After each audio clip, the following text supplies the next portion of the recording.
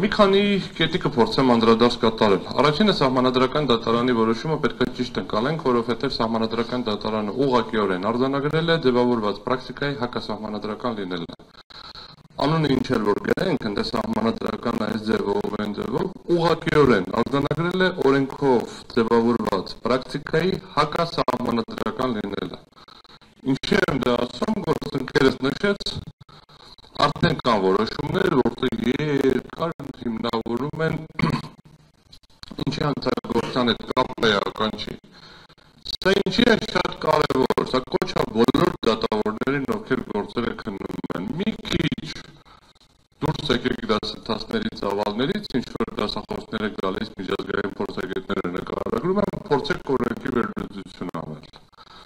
Որովհետև գործընկերս նաև ներկայացրեց 4-րդ մոդելի երկիր, 3-րդ մոդելի երկիր։ Հայաստանի Հանրապետությունը որևէ մոդելի երկիր չի, Հայաստանի Հանրապետությունը երկիրը, որտեղ գործում է որոշակի իրավական համակարգ։ Եվ այդ իրավական համակարգի շրջանակներում կես կատակ, կես լուրջ, ես ասում եմ, սպասում եմ հեսա մի հատ պահ, որ հայցվորը հեսա մի հատ արգումենտ կբերի ու կասի են դասախոսի 3-րդ սլայդում այսպես է գրված։ Դատավորն էլ մեր վճիռ կգերի, որում կասի է իմիջ դասախոսի 4-րդ սլայդում այսպես գրված ու կբերեմ դա այս մի հատ օրինակի վրա, ինչի եմ դա այդպես կարծում ու անցնենք առաջ բոլորը խոսում են, որ այս գործերով ապացուցման շեմը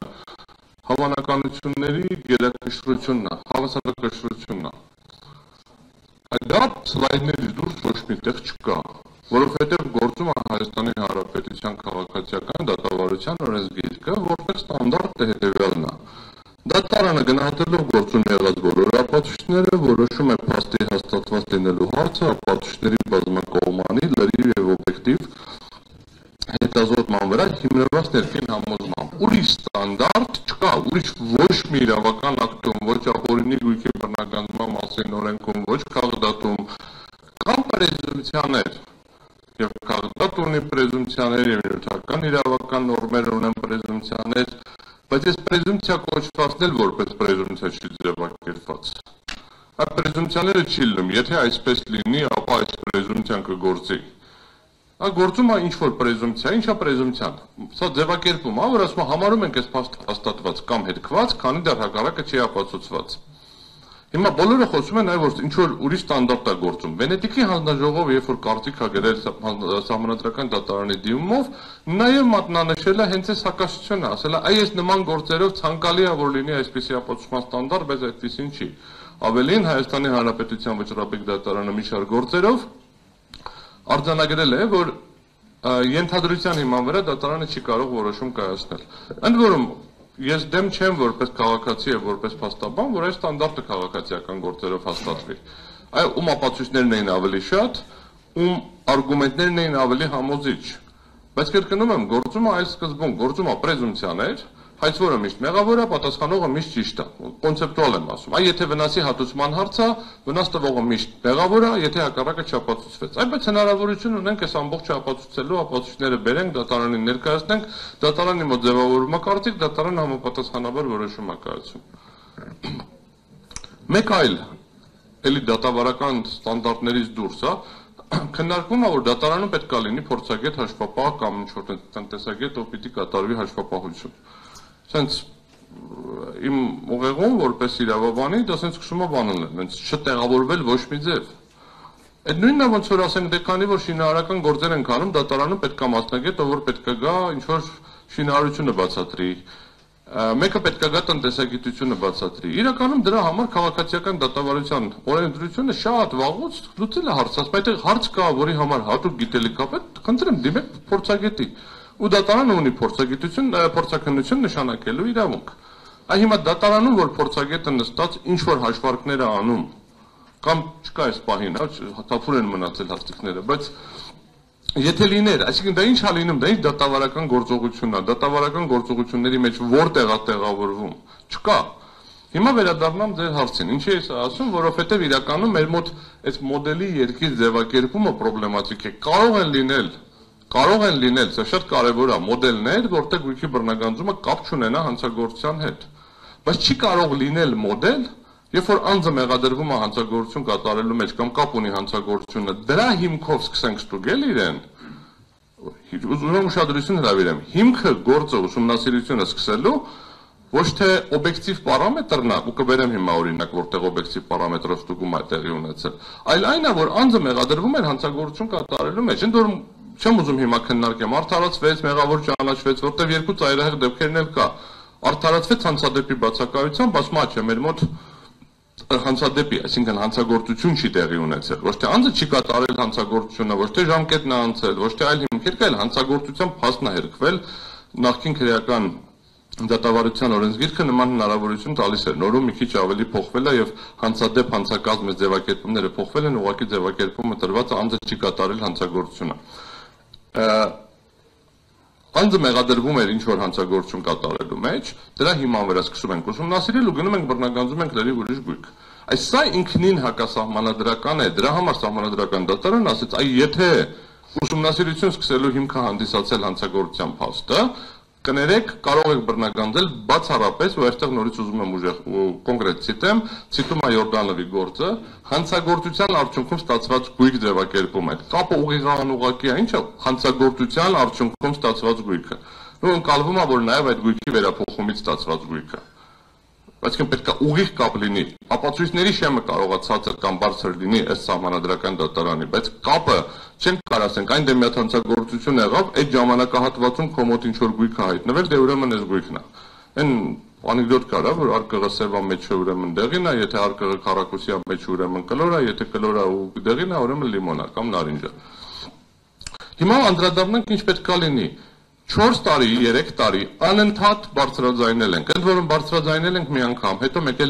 նոր որոշում ա կայացրել, վերցրել եկել ենք, ասենք, վայ, տեսնում եք, մենք ասում ենք մի հետը կայացրեց, բանի տեղ չեն դրել, հետո մի հատ էլ ա որոշում կայացրել մի հետը, նորից ենք վերցրել եկել ենք, ասում ենք, ախր սա էլ կա, նորից բերեք ինչ անենք, մտածենք, ասենք, դա Հայաստանին չի վերաբերվում, մի հատ էլ ա որոշում կայացրել, վերջինը 24 թվականի նոյեմբերի որոշումն էր ոնց որը բերել ենք էլի դատարան, ասել ենք, էլի ասել են չի վերաբերվում Հայաստանի, որտեղ Բուլղարիայում օրենքն է, հետո Բուլղարիայում դատարանի որոշումն է, Բուլղարիայում այդ երկրի անունը բտարով է սկսվում, հետևաբար ատարով սկսվող երկրների վրա կիրառելի չի եւ այլն։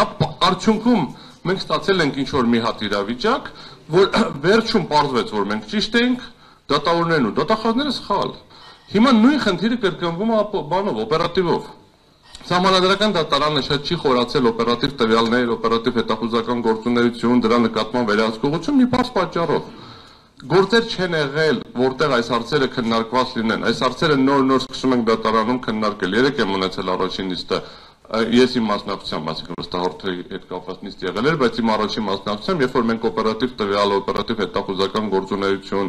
վերահսկողություն, օրինականություն, այս հարցերը դեռևս քննարկման առարկա չեն դարել, հիմա են դառնալու, եթե քննությունը դատարանում ստեյմներ բանավոր սրան հնարավոր կլներ ավելի ուշադրություն հրավիրել, որովհետև այդ պահին արդեն ինֆորմացիան կար, ոնց է իրականացվել, բայց փաստը մնում է փաստ, որ հիմա էլ մենք մի ցիկլ պետք է չանցնենք, որ նորից գանք բացատրենք, ցույց տանք, հիմնավորենք, վերջում մեզ ասեն, չէ, մեր մոտ 5-րդ մոդելն է կամ 7-րդ մոդելն է կամ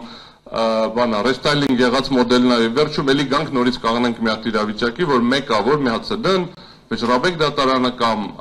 միեդը մի հատ էլ այդտեղով որոշում պետք է կայացնի։ Հիմա ինչ պետք է լինեն գործերը։ Գործերը շատ պարզ է, երբ որ հայց ես ներկայացնում դատարան, ուզում եմ ուշադրություն հրավիրեմ սահմանադրական դատարանի որոշման բավականին ինտենսիվ վերլուծությանը, որ սա սովորական քաղաքացիական դատավարություն է։ Այսինքն որևէ սուպեր առանձնահատկություն չկա, ինչ որ քաղաքացիական դատավարական գործընթաց է տեղի ունենում։ Ուրեմն երբ որ քաղաքացիական դատարան հայց ես ներկայացնում,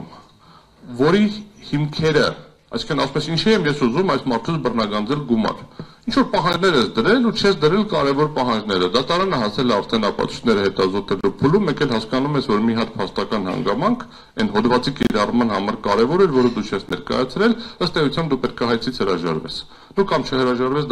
դատարանը որպես արագացված ակնհայտ անհիմն հայց մերժի։ Ինչի եմ ասում, որովհետև քանի որ հայցվորը իրավունք չունի հանցագործության հետ չկապված գույքը բռնագանձել, իսկ հայցում դրա մասին որևէ բան, հիմնավորում, որևէ կետ, որևէ նշում չկա,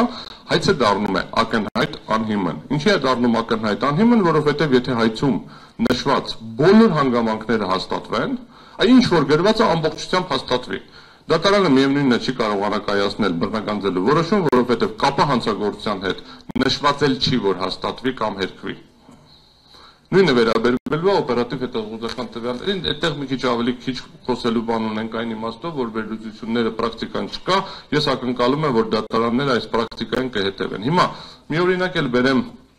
օբյեկտիվ պարամետրի հիման վրա ուսումնասիրության։ Երբ որ մենք խոսում ենք կոռուպցիայի դեմ պայքար, դա մենակ նախկինի դեմ պայքարը չի, դա ընթացք եւ ապագայի ավելի շատ։ Նախկինի դեմ տեղի ունեցած գործընթացները այսօր կարևոր են միայն այնքանով, ինչքանով որ դրանք ազդում են ներկա եւ ապագայի վրա։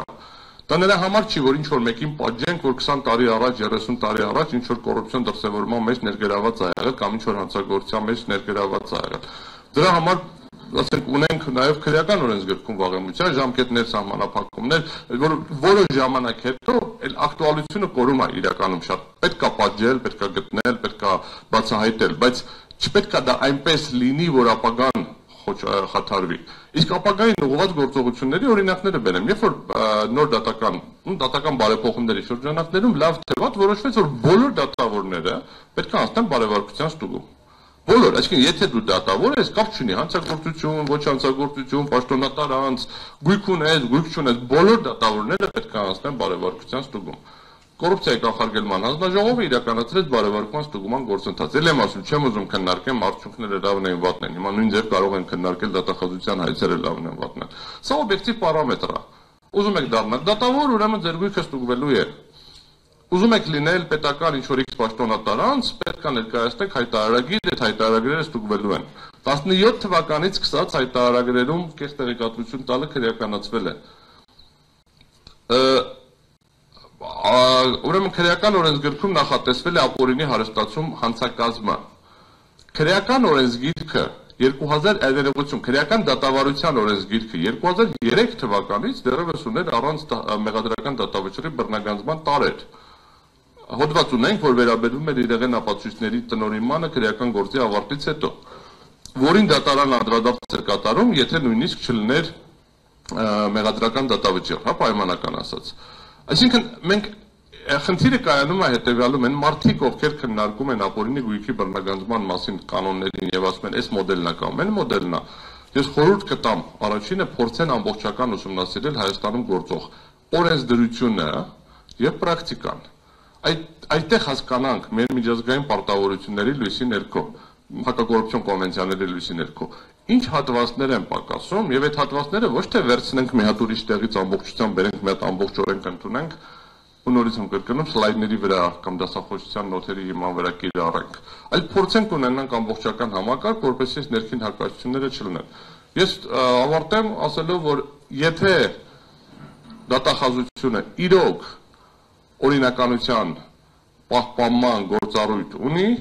պետք է ունենա արիություն, գա հրաժարվի բոլոր այն գործերից, որոնք ի սկզբանե հարուցված են եղել քրեական գործերի հիման վրա եւ որոնցով քրեական գործի հետ կապը իրենք չեն տեսել, որտեղ իրենք 5 տարի 20 թվականից մինչև հիմա իրականացրել են ապօրինի տեղեկատվության հավաքում մարդկանց վերաբերյալ։ Ապօրինաբար երկարացրել են ուսումնասիրության ժամկետները, ուսումնասիրել են ինչ-որ գույքեր, ուսումնասիրել են մարդկանց բարեկամների գույքերը, հարազատների գույքերը, նաև այդ հարազատների գույքերը այն ժամանակ, երբ որ դեռևս բարեկամ եւ հարազատ չեն եղել։ Ուսումնասիրել են ընկերությունների այլ գործընկերների գույքերը, երբ որ այդ մարդիկ պաշտոնատար անձ կամ քրեական գործի հետ կապված չեն եղել։ Սա ֆունդամենտալ խնդիր է, որ մենք պետք է իրականում ընկալենք եւ դատախազությունը հիմա պետք է սկսի այս ամբողջ տեղեկատվության ոչնչացումը, որովհետեւ անձանց մասին հսկայական ծավալի տեղեկատվությունը հավաքագրել է պահում իր մոտ եւ սկսի գնահատել